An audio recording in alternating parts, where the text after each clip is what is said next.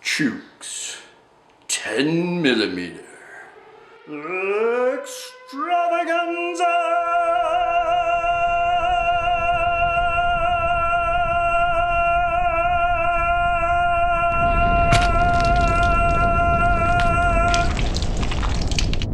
Greetings all, welcome once again to Chuke's 10mm extravaganza, where we discuss all things 10mm. I have a pretty interesting video for you tonight. Now, my buddy LW Road just released a video on 10mm chamber support on the new Smith & Wesson 10mm, and it's really interesting. I think it's important. On his video, I'll put a link up to it right up there. He talks about chamber support, why it is important to surround that brass with support in your chamber in case you get a hot pressure load so it doesn't blow out your gun. And he proceeded to show how the chamber support does appear to be superior in the Smith & Wesson new 10s to the Glock chambers. Now, I'm always not one to shy away from controversy, so I would actually disagree and say, yes, once in a while these blowouts do happen on Glock 10mm. I'll throw the link up to my video where I actually had a case of someone I met happening with lots of pictures. I'll throw the picture up there. But I think it's a good thing because Glocks are the most reliable of all semi-autos, well known to be. I mean, HK is I consider them just as reliable, if not more reliable than Glocks. But for striker fired 10mm, I still think Glock is at the top of the game, equaled or followed just below Springfield.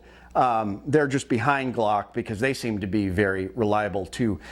So the reason why I think it's a good thing that these Glocks blow up, boy, everybody's going to skewer me for that on the internet, is because that's what makes them so reliable. The bullet just wiggles in there, loose tolerances, and yes, you've got a little more chamber support in this gun, supposedly, but a Glock is more reliable. I would rather have it feed every time to kill a charging animal than 1 out of 3,000 million guns blow up in my hand.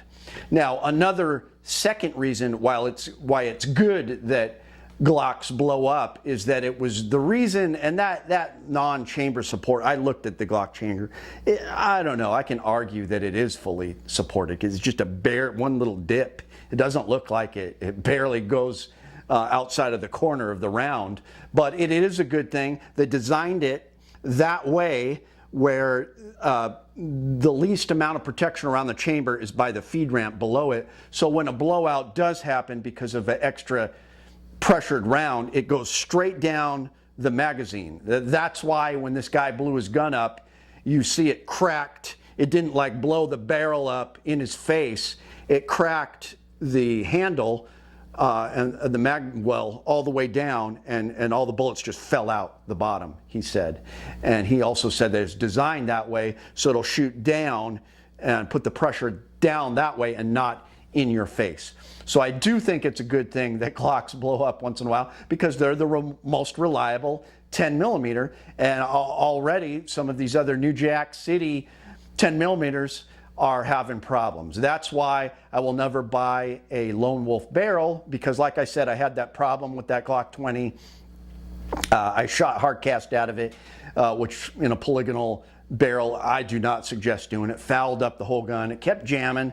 I got a Lone Wolf barrel, and then it continued to be jam even worse. I sent it into Glock with the stock barrel. They did some repairs and sent it back to me. It's still jammed. I finally just got rid of the Glock 20. I bought a brand new one from EDC Alaska, and that thing has been reliable for me ever since. Chuck claims that it's jammed a couple times for him when he borrowed it, but I think he's just saying that to sabotage me. He was limp wristing it or something, and he also had a bad mag that he got mixed up with my mags, and we don't even know who has the bad mag now. So thanks, Chuck. Thanks for nothing.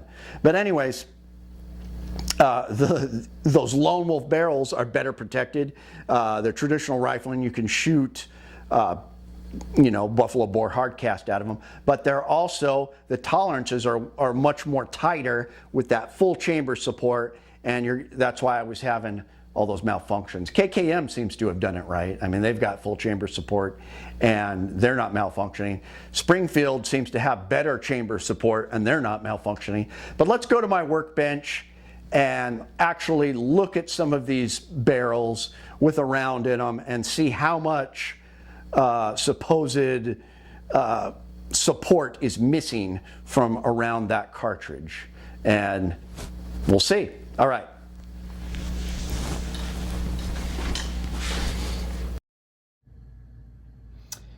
All right, we're in Chuke's little elven workshop here. And what I have is I've taken down my Springfield Elite XDM 3.8 inch 10 millimeter. So we can take a look at the barrel here. And I forgot, it actually says match. This is a match grade barrel, a match fit barrel or whatever. So we'll see if it has better chamber support. This is my Glock 20 10 millimeter. And we have the barrel right here. But also, since I have that micro conversion kit, I've been planning on putting this Glock 40. It is also a stock Glock barrel. And we're going to put that in there where we're going to test the supposed chamber support. So let's get the pistols out of the way. Springfield barrel, Glock 20 barrel, Glock 40 barrel. Here I have an extreme penetrator from Underwood. This is a live round, but there's no striker or anything going on it. So let's start off with the Glock 20 barrel. And let's see. As far as I can tell, it is fully supported. I mean, it's really close. It's right up to that line, this line right here. So it seems to seat all the way down. See if I can focus it. Right here is where the supposed lack of chamber support is. And I'm not seeing, I guess yeah, you can see more of the shell. Let's see how far that goes down though. It's not much. I mean, you can, because of the ramp, you can see some of the shell. It just looks like there's just a minuscule amount that's not being supported right there at the very edge. I don't know if you can see that, but it's hard for me to see anything. I mean, it's maybe from this angle, it's still seated in there. I'm not really seeing it as an unsupported chamber. I would call it Glock stock barrel fully supported. I mean, that is just, yeah, it's a micron. It's less than 1 millimeter, if even that. Now look at this wiggle room. See, that's why this is so, that's why these Glocks are so reliable. You've got a little bit of a wiggle room, so it's not a super tight chamber. So this bullet goes in there, it wiggles in, and it's not seated as deeply as other pistols. That's a good thing. And when it does blow out, it would blow out right there. And like I said, blow up down your mag well. But just for fun, let's see how it does. Okay, that does, it's very close. Maybe just a micron deeper seated. Okay, I'm not able to see as much as the case. So this match barrel, I would say, is definitely fully supported.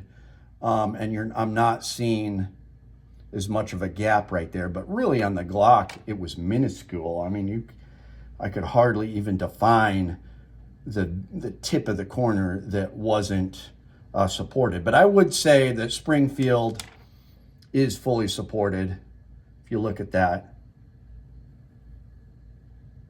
So that's interesting. And then this should be the same. This is the Glock 40 barrel. This should be the same as the Glock 20 because it's stock, but there is a more of a dip right there. I will admit that. Okay, let's throw that in there. Okay, that's got some wiggle to it. Let's see if the Springfield, a little bit of wiggle, but not as much as the Glock. Well, I don't know. It's probably the same. Okay. Boy, Chuke really does scientific videos, doesn't he? Okay, so this is the Glock 40 stock barrel. I would say that's fully supported. I mean, look at that. That's not going the barrel is seated all the way in there. And as for right there, I mean, you can see maybe a little more, but it would be right there where it would be unsupported, just like a tiny fraction of a millimeter.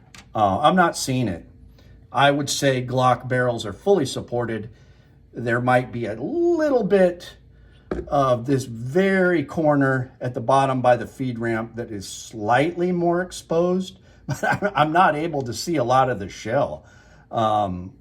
So yeah, other barrels are more supported, but a Glock is pretty supported too. So I don't know. What do you guys think? I would change my tune and say, what are you talking about? These Glocks are fully supported. I mean, let me know if I'm wrong, but the Springfield, it did seem to seat slightly deeper, and you can see less of the shell right there. There's a tiny fraction of it that's exposed right there, but I don't know if that would make a difference or not. Supposedly it does, because you got these Glocks that are blowing up, but I think it's a better thing. It's a good thing because you've got a more reliable 10 millimeter. It hardly ever happens. And when it does blow up, it's not going to really damage your hand too much because it's going to go straight down. It's designed to blow out down this way and crack your frame and not just explode right there and blow your face up. So I don't know. What do you guys think? Am I way off base here? I don't think that that's really unsupported. So let me know what you guys think. Thanks for tuning in, and we'll see you next time. My name is Chuke. I like to trade my guns just for fun, but now I have none. Oh, look, get shot by a bear, but I don't care. I got a 10mm. Chuke's Outdoor Adventures. Watch you all die every time.